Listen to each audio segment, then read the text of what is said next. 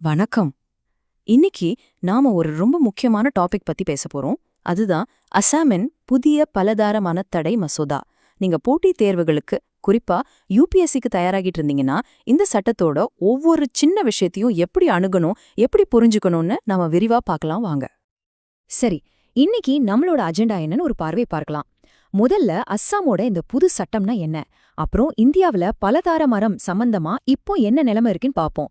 அதுக்கடுத்து இந்த மசோதாவோட முக்கியமான அம்சங்கள், யாருக்கெல்லாம் இதுல இருந்து விலக்கு கொடுத்திருக்காங்க, அப்புறம் கடைசியா உங்க தேர்வு நோக்குல இது ஏன் ரொம்பவே முக்கியம்னு நாம ஆழமா அனலைஸ் பண்ண போறோம். ஓகே, முதல்ல இந்த அசாம் சட்டத்தை பத்தி பார்க்கலாம்.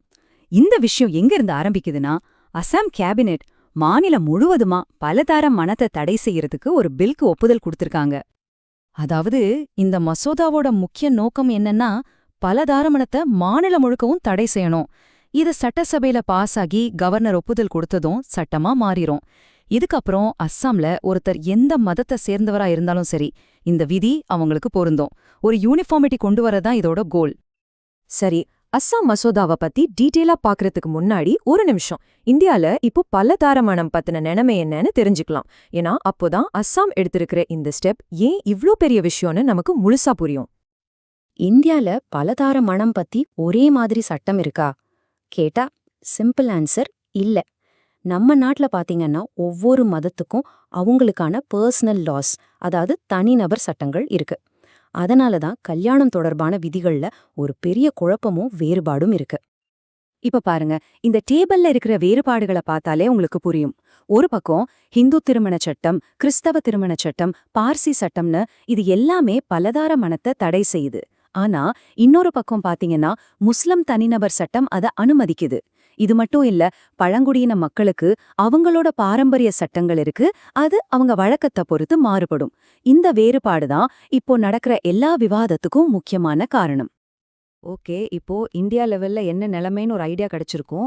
இத மனசுல வச்சுக்கிட்டு நாம திரும்பவும் அஸ்ஸாம் மசோதாவுக்கு வருவோம். அதோட முக்கியமான அம்சங்கள், தண்டனை, இழப்பீடு இதையெல்லாம் பத்தி பார்க்கலாம். இதுல ரொம்ப ரொம்ப முக்கியமான ஒரு பாயிண்ட் என்னன்னா, இந்த மசோதா பலதார மணத்தை ஒரு காக்னிசபிள் அஃபென்ஸா மாத்துது.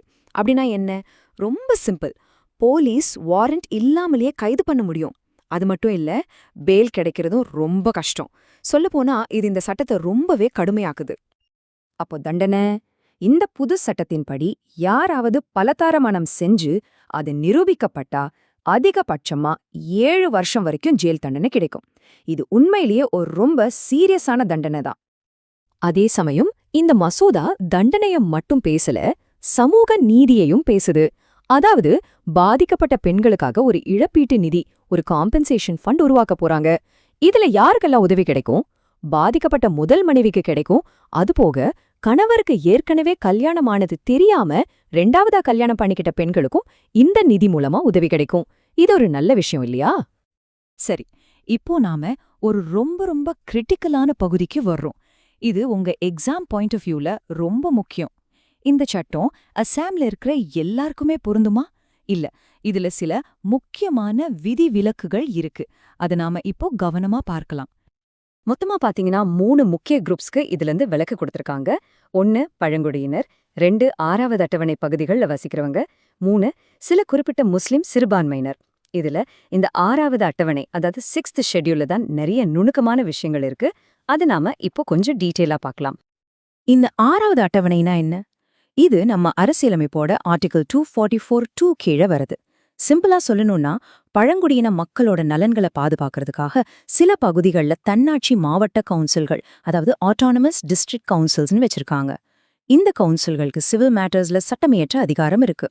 இதனால மாநில அரசு கொண்டு வர்ற சட்டங்கள் ஆட்டோமேட்டிக்கா இங்க பொருந்தாது. கவர்னர் நோட்டிஃபை பண்ணணும், இல்லனா அந்த லோக்கல் கவுன்சில் அதை ஏத்துக்கணும். அப்போதான் அது அங்கே செல்லுபடியாகும். சோ இதனால என்ன ஆகுதுன்னா, இப்போதைக்கு அஸ்ஸாம்ல இருக்கிற இந்த 6வது அட்டவணை பகுதிகளில் வசிக்கிற எல்லாருக்குமே, அதாவது பழங்குடியினரா இருந்தாலும் சரி, பழங்குடியினர் அல்லாதவங்களா இருந்தாலும் சரி, 2 பேருக்குமே இந்த சட்டத்திலிருந்து ஒரு தற்காலிக விலக்கு கிடைக்குது. இது ஃபியூச்சர்ல மாறுமான்னு பார்க்கலாம். ஆனா இப்போதைக்கு இதுதான் நிலைமை. ஆனா இதுல இன்னொரு ட்விஸ்ட் இருக்கு.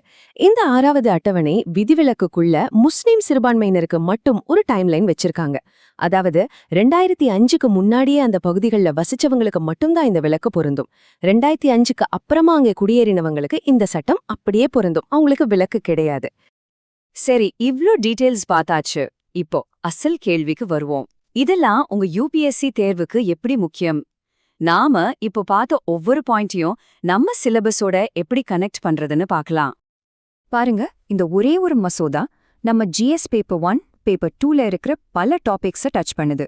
பொது சிவில் சட்டம், அதாவது யுசிசி பத்தின விவாதம், மாநில சட்டமன்றத்தோட அதிகாரங்கள், ஆர்டிகல் 244ம் 6வது அட்டவணையும், சமூக நீதி மற்றும் பெண்கள் சம்பந்தப்பட்ட பிரச்சனைகள், தனிநபர் சட்டங்கள்ல செய்யப்படுற சீர்திருத்தங்கள்னு இப்படி பல கோணங்கள்ல இருந்து இது சம்பந்தமா கேள்விகள் வரலாம். இது ஏன் புது சிவில் சட்டத்தை நோக்கிய ஒரு ஸ்டெப்பா பார்க்கப்படுதுன்னா, யோசிச்சு பாருங்க, அஸ்ஸாம் அரசு என்ன பண்ணுது? தன்னோட மாநிலத்துக்குள்ள சில மதங்களோட தனிநபர் சட்டங்களெல்லாம் தாண்டி எல்லாருக்கும் ஒரே மாதிரியான ஒரு சட்டத்தை கொண்டு வருது. இதுதானே பொது சிவில் சட்டத்தோட அடிப்படை ஐடியாவே.